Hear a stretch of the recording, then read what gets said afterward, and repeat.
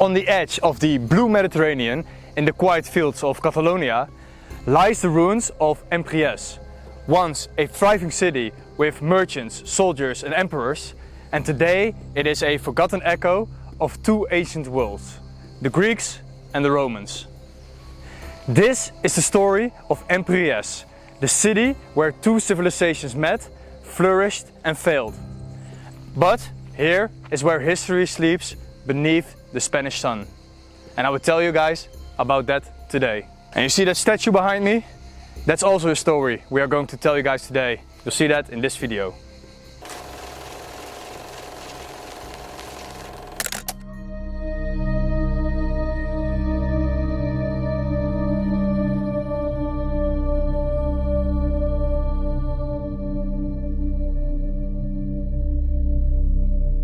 Located near the modern town of La Scala, on the Costa Brava of northeastern Spain, Empúries sits right on the coast, where the land meets the waves.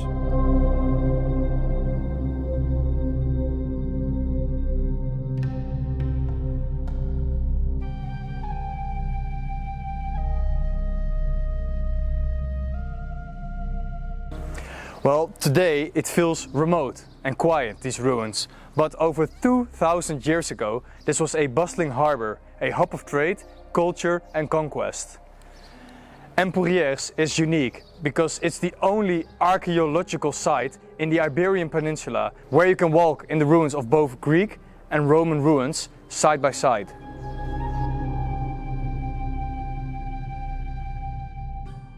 So that's a cool thing when you come here and you look at these old Roman and Greek ruins. Most of it is Roman as well, but here you can see the drainage systems between the houses, which is really cool that you can still see the layout of the houses, and then underneath the houses the drainage system. That's awesome, but just look at this place. It's incredibly big, and behind all those trees there's even more buildings which we're going to visit. Here, and also you can see a piece of pottery still inside these ruins. And you also can see some roof tiles laying around. Here, an original Roman mosaic, I don't know how to say that in English, but man, look at that. Thousands of years old. And it says something as well, it looks like Greek language or Latin. So please bear with me if I sweat a lot, because it's around 34 degrees here and the sun is fully out. It's really warm, but still I have to make this content and I need to see these Roman ruins. Okay, and before I show you more and tell you more about these Roman and Greek ruins, we're first going into the museum and I'll show you some stuff in there.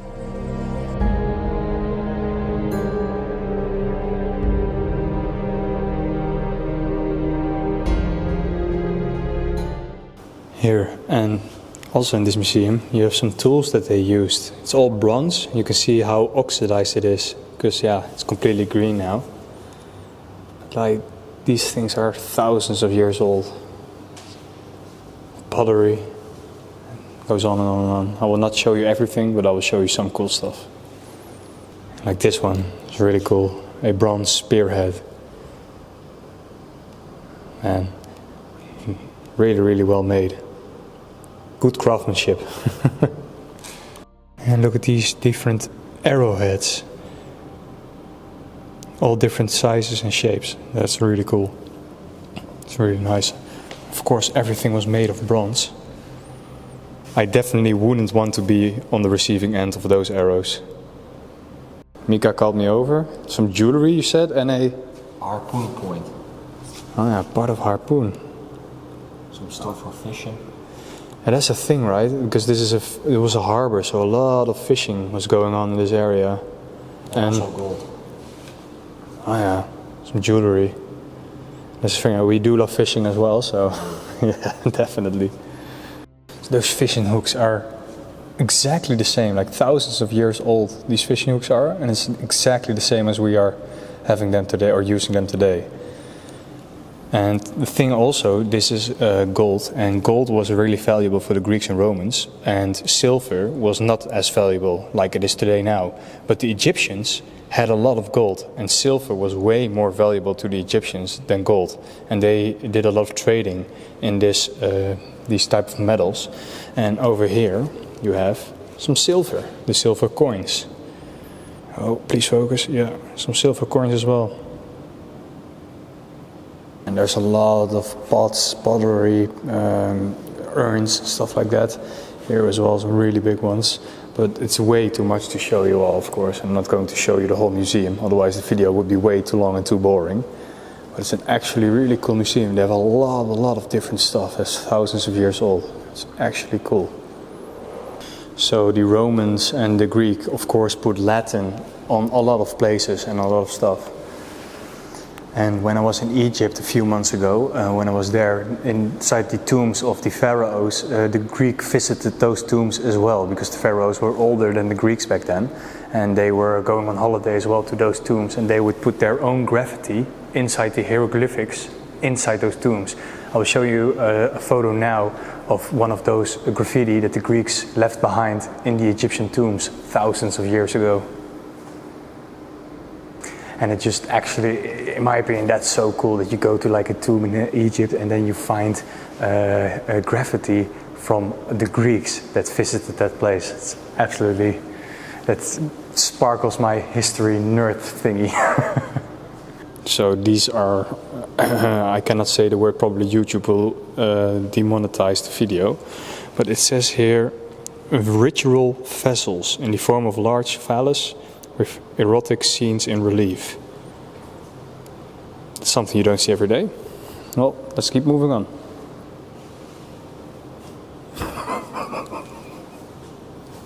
Well, enough of the museum.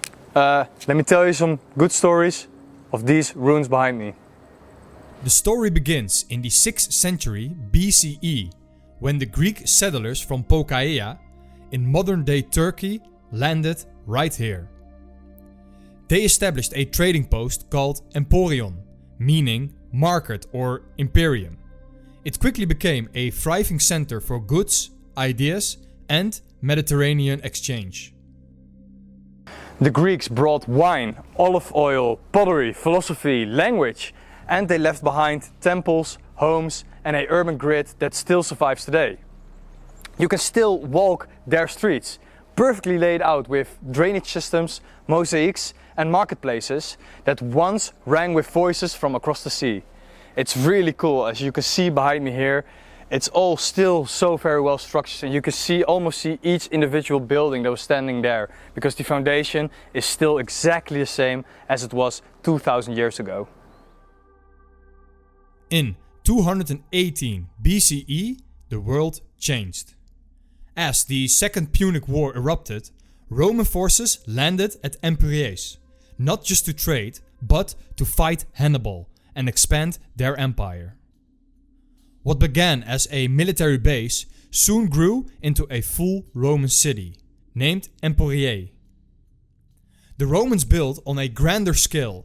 They built forums, basilicas, baths and villas with integrated mosaic floors. They added walls, workshops and a new political order. For centuries, Empuries flourished as a Roman city, a provincial jewel of the Roman Empire. And these type of things here inside the ruins and housings was probably water storages. And it's really cool. It goes pretty deep. You cannot really see it here with the camera.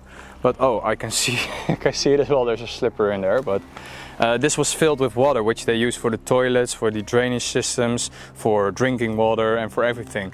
And here you can see as well a little draining system going in the cistern. That's what they call it. It's actually insane how big this ruined city still is today. I hope I can fly with my drone, but otherwise I can show you some drone footage now as well. It's really, really big. And it sort of blows my mind that humankind for all those years still preserve something historic like this, so that even today and for the next generations as well, people can come here and sort of remember the Romans and the Greeks, what they did here and their stories. Because yeah, we learned a lot about them, of course, that we are still, a lot of things that we are still using today. Here, some more drainage systems, and I think they still do a yearly or maybe bi-yearly some excavation here, some archaeological site. They make it here to try and find some relics still from this time period. But man, just look at that with the sea over there. Absolutely beautiful place. So my friend Mika over there just pointed something out that I totally overlooked. Look at that. Oh, that was something I did not want to miss. So these things were the floors, of course, where the Greeks and Romans would walk upon. And I think the more richer people would have these type of things in their home. You can see as well that this structure is way bigger than some of the other structures here. So this was also this should be a representation of the mosaic that was laying here as well. Here you can see that is original, but most of that inside is not original, except the little two pieces that you see on the sides and a little bit in the middle. So this part here would back then would have been, was the sea, and you can know that because here it is portrayed like that. So it's really cool. It's like an open area that you could see into the harbor and into the sea. And yeah, you can definitely know that this was some rich person's house because of the location, of course, and how the house was built. But actually that would have been an insanely beautiful lookout view into the sea, into the ocean, into the Mediterranean, where everybody was doing trade and merchants were coming and visiting this place. So, and here, this was one of the public areas. So this house here, you can see where the pillars would have been standing to support the roofing. This was underneath the ground. Here you have the cisterns again, the water storage. There's like 4 water storage areas, and this was the public center. So in those little areas, in those rooms, there were benches and they could sit there and talk and have some drinks with each other. And it's really well portrayed here on this image here. Yeah, so you would have, sorry for the sun as well. So here everybody could go inside here. This was an open area, could just go in, and then here would be the pillars would be standing on top of those stones, and then yeah, the chilling chilling, relaxing areas where you can sit, have some drinks and other stuff. And then here you can see the water storages underneath the floor that they can use for anything, right? Flushing toilets, drinking water, etc. Like a lot of stuff. And over there behind that, a real nice structure still. This is a 3D render of what it would have looked like here with the public area where they could have a relaxing time. That was here. Also, all is very close to the sea. The sea is literally behind this fence here. And this would be like a sort of a main square from the town that was here 2,000 years ago. So you can see how deep these houses are. They all had a little bit of like basements, because this would be the top, the flooring would be on top of this. The structural integrity from the Romans and the Greeks is really, really cool and really, really well done. As you can see, because literally 2,000 years later, the foundation still stands. It's actually really, really nice. And the difference is some way bigger houses, and then on this side you have some really smaller houses. And a little bit of a temple. Let's see what that is. So here, this is not a temple, that was an inner courtyard of those typical Greek, Roman architecture housing. So literally now we're walking inside the house. You had different rooms on the sides, of course, this was pretty big. And then in here you would go to another room and then into the open courtyard. So the pillars would all stand here supporting the roof, and this would be an open area. And usually what the Romans did, they had like a little bit of a water area here where they could sit and they could drink and all that stuff. But this one here had a place for a fountain. So a fountain was here, which is really cool. And then this would be the water storage for that fountain in the middle of this open courtyard. And this is the typical Roman/Greek style housing that especially the richer people would do. And I find this really, really awesome that you can still see all this foundation, and it really shapes your perspective very well on what this would have looked like. Like, I'm walking now literally where 2,000 years ago Romans and Greek people would be standing and just living their normal daily lives. And I wish back then I would have been rich, because I would love to have an open courtyard like this. That's insane. Here, like I say, here you can see how big this house was, and as well here probably some secondary floors as well. Entrance standing here. This is the open courtyard with the fountain and with the water storage. Just insane. I wish we would have still built these type of houses today for people. But yeah, now it's all smaller houses, right? But yeah, that is really, really cool. And of course now we have industry, but back then they had it as well. And this was a salting factory. So they would produce salt here for the foods and all that type of stuff in this area here. Which is really, really something you don't really think about all the time when you walk in places like this. You'll think, yeah, okay, all the houses and maybe a library, but also industrial things were very, very important back then.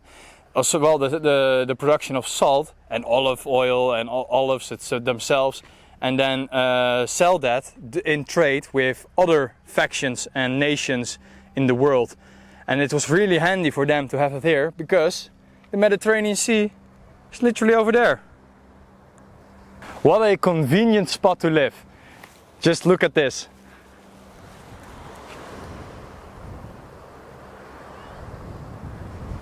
How nice is that?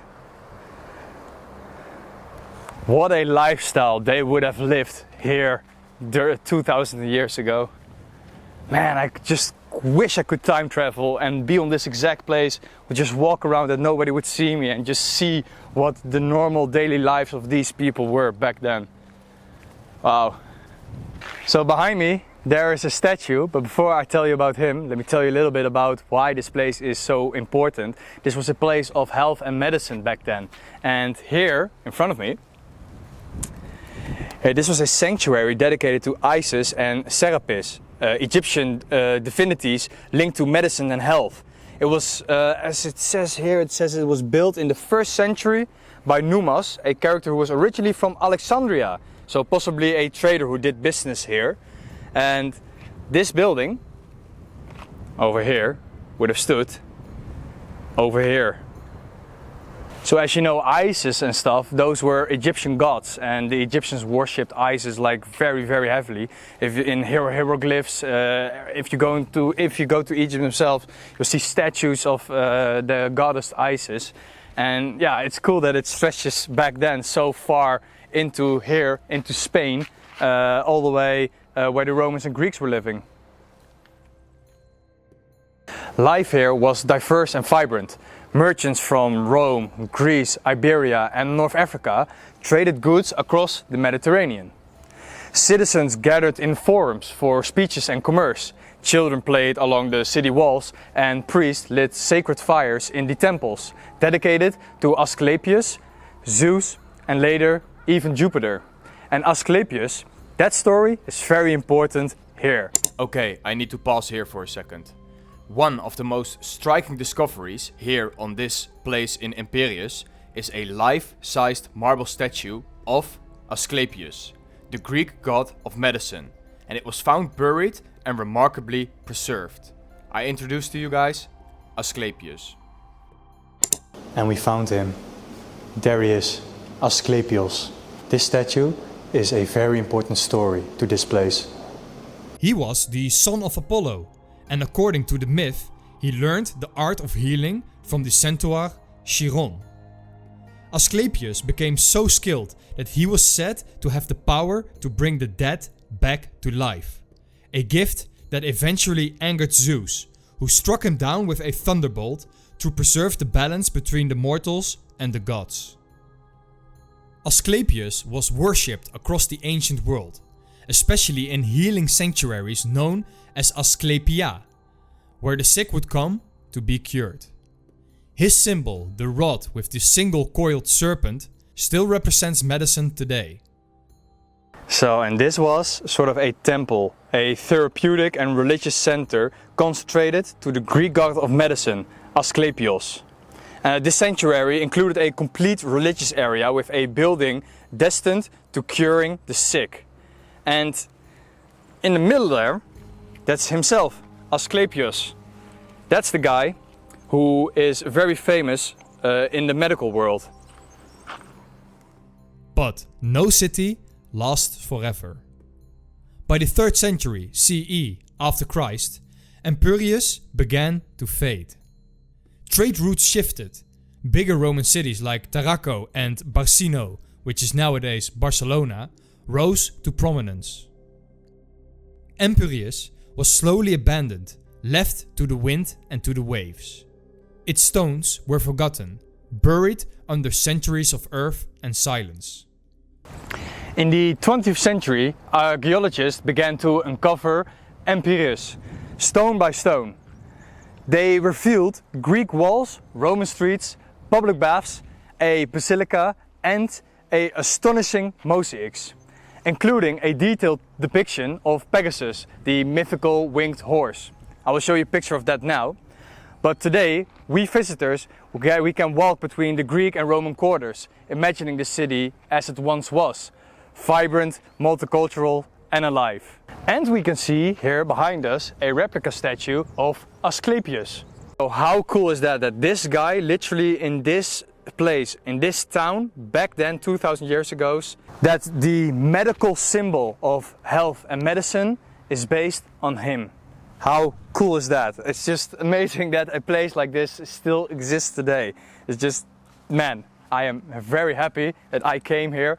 Enjoying the sun even though it's really, really hot. But yeah, I am so happy that I came here. Oh, this is awesome. The city of Empúries isn't just a ruin. It's a crossroads of civilizations, where East met the West, where the Greeks met the Romans, and ancient history met the future of Spain. It reminds us that empire, culture and identity are always evolving. They are always layered. And though the voices of its past are long silent, the stones here still speak of ambition, beauty and the tides of time.